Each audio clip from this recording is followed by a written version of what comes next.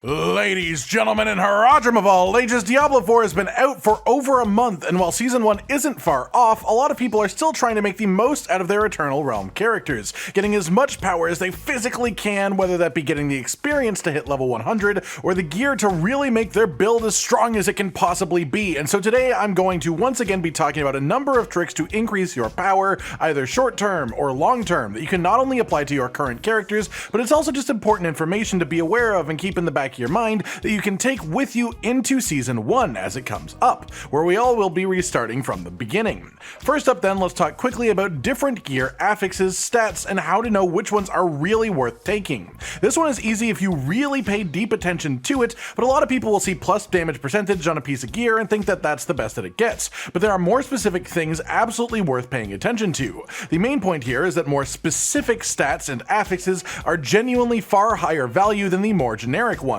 A great example you can see right here on my Barbarian is on my two-handed sword itself. I have plus damage against crowd-controlled enemies, but also plus damage against slowed enemies. Slowed enemies will also count for the damage to crowd-controlled stat, as slow is a form of crowd control, but look at the roll potential in the brackets of these stats. Damage to crowd control in the final breakpoint bracket on a fully upgraded two-handed sword can roll from 28.5% up to 49.5%, which is pretty great, but damage to slowed enemies can roll from 49.5% at a minimum, all the way up to 70.5%. The reason for this is the specificity of the affix. Crowd control can apply to slow, yes, but also immobilize, stun, knockback, knockdown, taunt, fear, tether, daze, chill, and freeze, which means if an enemy is affected by any of those things, the bonus from this will apply. Damage to slowed enemies only applies to slowed enemies, and so that stat has a significantly higher roll range as a result. That said, if your build specifically applies a slow in some form to enemies constantly, which many builds do,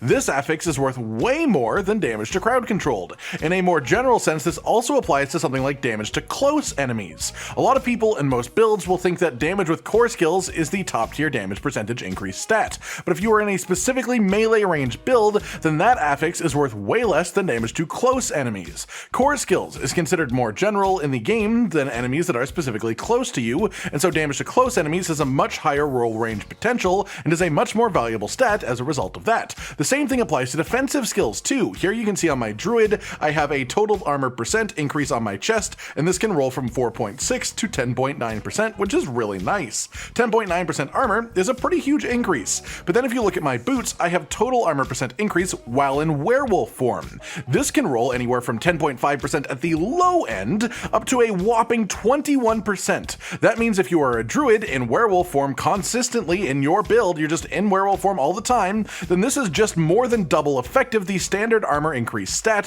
which means that it has insane value. All of this to say, pay attention to the gray number brackets on each gear affix. The ones that are more specific and more niche will always have higher roll potential, often the ones that are specific to your class, and if they apply to your build, they are therefore far more valuable than the less specific stats. Mine is very specific. In relation to that, of course, is the concept of enchanting gear, the way that you use the occultist to reroll for a different affix in one of the slots, right? Well, it's worth noting that there is a pretty specific way to actually gain this system in the favor of certain affixes that you may be hunting for, and it actually involves using multiple classes. Let's say that you're playing a rogue, you have gloves drop, they have almost everything you need except for one slot in which you'd prefer to have attack speed as a stat. Your first instinct, of course, is just to go reroll it and try to get it right on there, right at that moment, but there is a way to increase your chances of getting attack speed rolls by using alts. This doesn't mean that you need an alt at a super high level, you just need one capable of using the occultist, which means either level 25 or much earlier if you just complete a dungeon that unlocks an aspect for the Codex of Power that you didn't already have. The most effective way to use this trick is actually with this graphic provided on the Mobalytics website, and this tells you what affixes can roll on each slot of gear, with a section on all the class specific ones. It isn't 100% perfect. For example, on chest it says that only rogue can roll damage with dual wielded weapons and damage with skills that swap to new weapons, but I have two pieces of gear here that you can see that I got on my Barbarian that also obviously got those. So it's worth noting that some class specific affixes apply to multiple classes, and the ones that do can go for all the classes, so you may have to use a bit of extra thought when looking at this list to confirm. That said, back to our example. example, let's look at gloves on this list. If you are a rogue, gloves can roll with all of the default non-class specific affixes as they can for every class, but they also roll attack speed after dodging, reduced trap arm time, trap cooldown reduction, and extra ranks of barrage, rapid fire, twisting blades, flurry, and penetrating shots. That is 9 class-specific potential affixes on gloves. Barbarian, in comparison, has physical damage over time, ranks of double swing, rend, upheaval, whirlwind, and hammer of the ancients, which is only 6 class-specific affixes. As a result, it is simply statistically more likely to reroll attack speed on a piece of gloves as a barbarian than it is as a rogue, because there are just less affixes in the pool for the enchant to choose from. This is one very specific example, but there are plenty of different applications for this for every piece of gear in the entire game. Quite simply, if you are going to reroll a piece of gear and looking for a stat that isn't class specific, you should consult this list and see if there's an easier way to achieve your end goal on a different class. Next up is a bit of an earlier game trick, something that applies to those of you who haven't quite reached World Tier 4 yet, but again, importantly, something that will apply to all of us come Season 1. And that is a neat trick using legendary aspects. Normal gear, the things that are not labeled as either sacred or legendary, have a limit to their upgradability. Upgrading gear is important as you progress, of course. It gives bonuses to the roll potential of every affix on the equipment, and of course we've talked about stat breakpoints before, which are the places where stats on gear jump up significantly, and how you can use gear upgrading to pass through these breakpoints. But there is one little trick that factors into this formula as well, because it's entirely possible for you to actually get a really good piece of normal gear that you want to upgrade and use for a while on your journey before you get access to that really top tier stuff above the 725 item power breakpoint. If so, if you know that you'll be keeping it for a while, if it just has perfect affixes for you, for your class, for your build, you will want to upgrade it. Normal gear at its highest point can be upgraded a maximum of 4 times, which means you would be missing out on approximately a 10% power increase to all the stats on it from not being able to do that 5th upgrade. However, there is a neat trick around this. If you imprint a sacred or ancestral legendary aspect onto a piece of normal gear, then it will then count that piece of gear as becoming sacred or ancestral. It won't directly increase the stats at all, it won't increase the item power or anything like that, but it will let you upgrade it that final time. And so this is just a nice little trick for that little mid-game section of Diablo 4 if you were to happen upon a particularly good piece of non-sacred or ancestral gear that you want to keep around. After that, we should have a pop over to the alchemist in town and talk about something that I rarely if ever see people mention or even use, which are incenses. These are crafted at the final tab with this NPC, and you can see there is actually a pretty long list here. These have bonuses that range from increasing one of your stats, increasing all of your stats,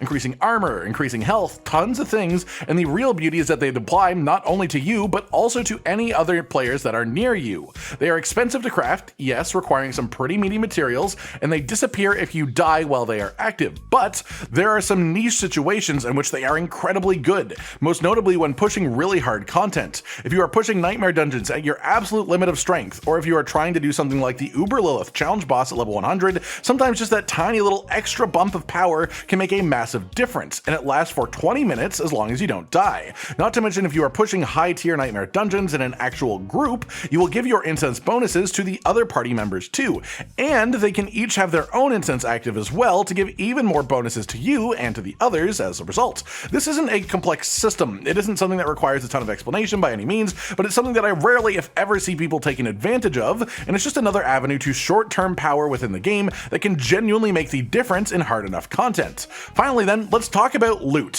One of the main ways to gain power is of course loot itself, proper gear. While you can't directly choose what gear will drop for you at any given point, you do actually have more influence on it than you might think. Quite simply, as was confirmed by the developers a bit more than a week ago, higher tier Nightmare Dungeons have higher drop rates on ancestral gear. If you are in the endgame portion of this game, you will likely be farming Nightmare Dungeons, but for experience gain purposes, the best way to do that is to farm a Nightmare Dungeon that's right about 3 levels above you. However, what this means is if you are specifically looking for good gear, for gear worth actually using in your build, you're more likely to find it by doing the highest possible sigil tier that you can actually achieve. You may realize that by doing lower Nightmare Dungeons, you may look at your inventory after you've collected all the gear, so much of it is sacred, but the proof of the pudding here is on my Druid. I completed a tier 87 dungeon last week, and I made a point of recording the loot that I got from doing so.